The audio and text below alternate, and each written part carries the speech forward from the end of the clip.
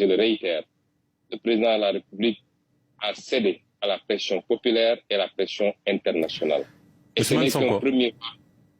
Juste une question. Est-ce qu'il y a, en ce moment même, entre vous et le président ou entre vous et le pouvoir, des discussions pour essayer de trouver une solution qui permette en effet d'avoir une élection présidentielle inclusive, ou est-ce qu'il n'y a absolument pas de contact entre vous et Macky Sall?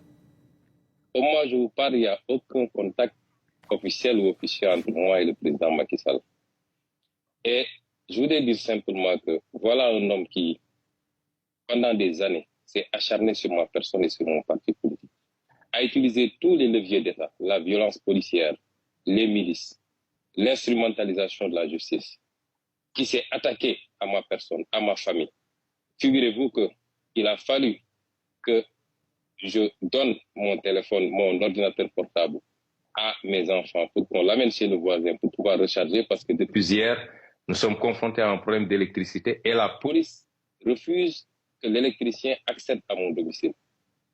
Cette violence sur moi et sur ma famille, cette persécution, j'ai été attaqué physiquement. Mon domicile a été brisé, mes vitres ont été brisées sur la route du tribunal. Ce qui s'est passé avec moi ne s'est jamais passé. Mais nonobstant tout ça, j'ai tendance à dire que nous sommes prêts à pardonner. Nous avons même pardonné et nous oublions. Vous êtes prêt à discuter avec Macky Sall pour pouvoir trouver un chemin vers la présidentielle? Ma candidature, je veux dire à M. Perelman ce que je veux dire. Rien n'a été fait pour le moment.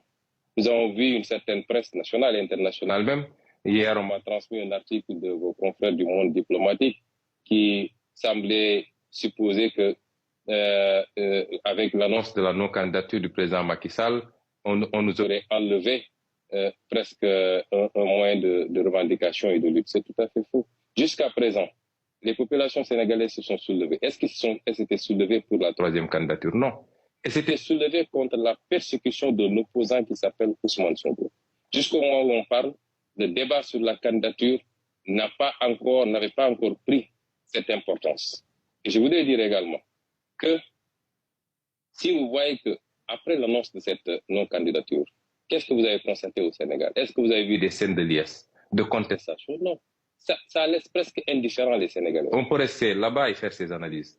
Ce que les Sénégalais exigent aujourd'hui, c'est des élections libres, transparentes, inclusives, et que les Sénégalais puissent librement choisir leur président. Ce n'est pas à Macky Sall de choisir le prochain président. Je ne suis même pas sûr qu'il puisse choisir un candidat consensuel dans son propre camp. Et ce n'est pas à lui, quelle que soit la nature des relations qu'il a avec Ousmane Sonko. Je n'ai jamais éprouvé de haine vis-à-vis de cet homme. Est-ce que vous lui tendez la main? Est-ce que vous lui dites, écoutez, vous avez fait un geste? Est-ce que vous lui tendez la main? Est-ce que vous lui dites, écoutez, vous avez fait un geste sous la pression de la rue, d'après votre interprétation. Maintenant, asseyons-nous autour d'une table et parlons pour, en effet, apaiser la situation. Monsieur Perelman, nous sommes des patriotes, nous aimons ce pays et nous n'avons rien d'autre que ce pays. Et tout ce qui peut apaiser ce pays, nous sommes prêts à faire les sacrifices. Mais nous ne serons jamais dans certaine logique, puisque le président Macky Sall pense que pour pouvoir discuter avec quelqu'un, il faut d'abord le soumettre par des décisions de justice télécommandées, par la violence policière. Nous sommes des hommes, des êtres dignes et fiers. On ne discute pas le couteau à la gorge. Tout ce qui peut apaiser ce pays, et il y va de son intérêt d'abord.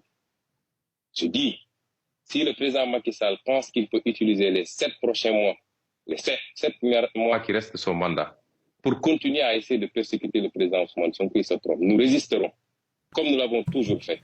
Et c'est pourquoi je dis qu'aujourd'hui, l'annonce de sa non-candidature n'a absolument rien réglé dans ce pays. Ce que les Sénégalais veulent et ce que la communauté internationale veut.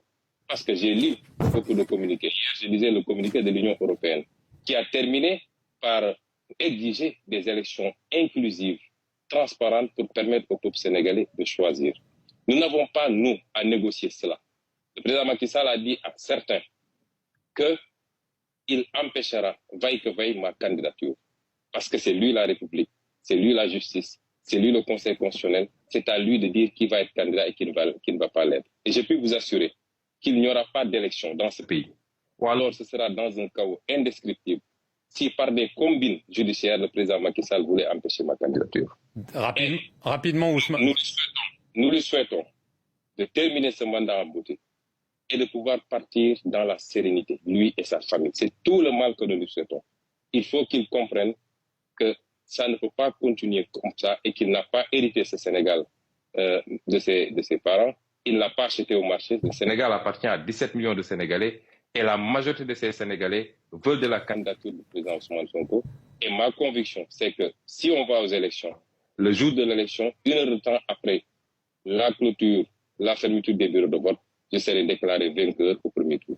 En attendant, Ousmane Sonko, évidemment, en conclusion, est-ce que vous vous attendez à être arrêté dans les jours qui viennent en raison du jugement qu'on a évoqué en début d'émission? Mais il faut le demander au président Macky Sall, puisqu'aujourd'hui... C'est lui qui décide? C'est lui qui décide parce que c'est le parquet qui peut décider de mon arrestation. Le parquet dépend du ministre de la Justice qui dépend du président de la République. Et je suis très pressé qu'ils aient le courage d'aller jusqu'au bout de leur logique. Parce que j'ai entendu d'ailleurs dans certaines conclusions hâtives, les gens décréter mon inéligibilité. Je suis encore totalement éligible. Ousmane Sonko, merci beaucoup d'avoir répondu en exclusivité aux questions de France.